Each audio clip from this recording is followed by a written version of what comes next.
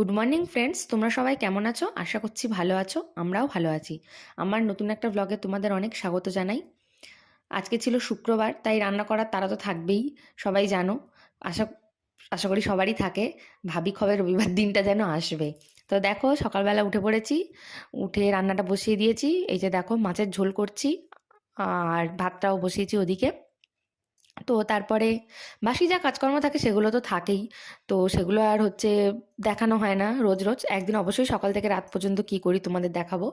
তারপরে দেখো, চা করে নিলাম। চাটা খাওয়া টাওয়া হয়ে যেতে একটু বাইরেটাও কেমন রোদ ঝলমল করছে সেটা একটু তোমাদের দেখিয়ে দিলাম। তো দেখানোর পরে আজকের কি রান্না হয়েছিল, তারপর আর কিছু ভিডিও টিডিও করা হয়নি তেমন। তো আজকের এইসব রান্না হয়েছিল: ডাল, কুঁদলি ফল ভাজা, মাছের ঝোল, আর একটা সব রকম শীতের সবজি দিয়ে চচ্চড়ি। তো তারপরে খাওয়া দাওয়া করে দুপুরবেলা একটা ঘুম দিলাম। ঘুম দিয়ে উঠে বিকেলবেলা আমি আর দিদি চলে গেলাম বাজারে। কালকে একটা জায়গায় যাব পুজো দিতে, তো সেই জন্য ফুল ফল মিষ্টি আরও টুকটাক জিনিস আর কি আনার ছিল। সেজন্য চলে গেছিলাম বাজারে। তো বাজারে গিয়ে একটু তোমাদের দেখালাম আমাদের ডায়মন্ড হারবার শহরটা কেমন না কেমন।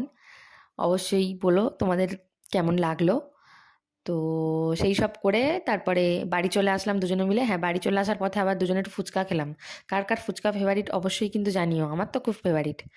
তারপর বাড়ি আসতে তোমার দাদাভাইও চলে এলো। তো দাদাভাই আজকের স্যালারি ঢোকার পরে আর কি স্মার্ট বাজার থেকে দেখো এই সবগুলো এনেছে, সেটাও একটু তোমাদেরকে শেয়ার করলাম। তো এই হচ্ছে ব্যাপার।